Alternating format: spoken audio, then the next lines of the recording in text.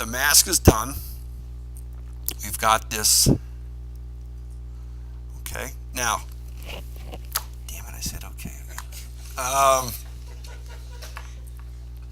Let's go back just real quick to,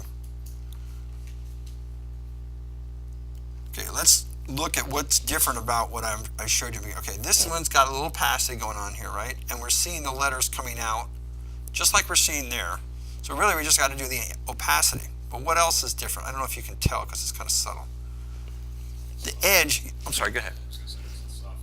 Yeah, the edge of the letter isn't crisp, isn't sharp like it is in ours. Okay, so what that tells you is we can actually change the feather effect, if you will, of the mask. Something you can't do like an Illustrator. Okay, so this is really basically an Illustrator mask with Photoshop capabilities, in my mind.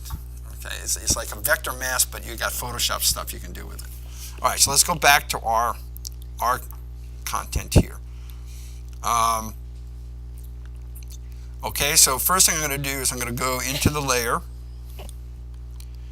and let's, again, like we discussed, let's deal with one element at a time. So I'm going to take the opacity and I'm going to drop it down to, let's say, 30%. 33 is close enough. And let's scrub a little bit and see what we see. Okay, so that's about what we had. And then about here, I'm going to change that back up to, let's say, 70%. And then by the time I get to the end of this, I want to be at 100%.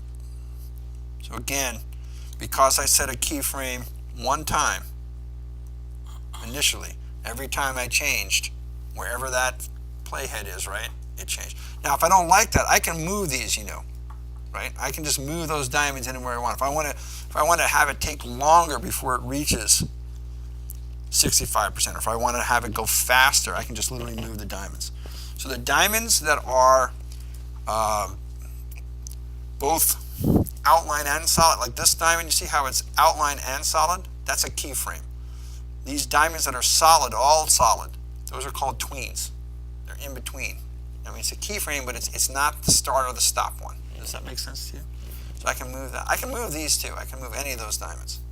And I can click and just delete it if I don't want it. Okay. If I click and delete the stopwatch, the entire collection is gone.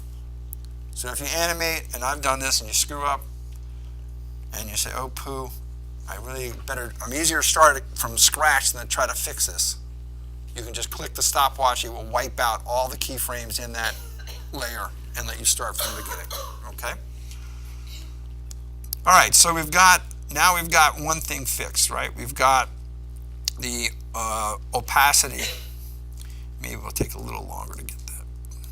So we got the opacity kind of changing as we come out, okay? Maybe this one will start even a little lower. So how can I be sure I'm on that keyframe when I make this change? I can hit the letter J again and watch the playhead go back to snap to that.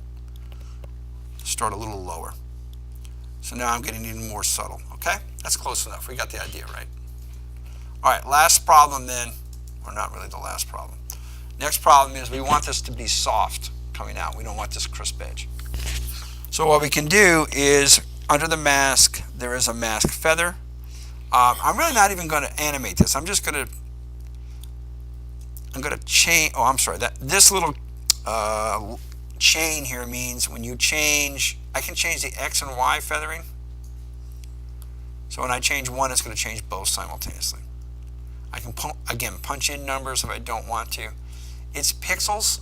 I don't know if that makes sense to you, but it's basically saying I'm at a value of 34. So it's saying that pixel right there, I got 16 pixels on either side of it, or 17 pixels, 17, yeah, 34.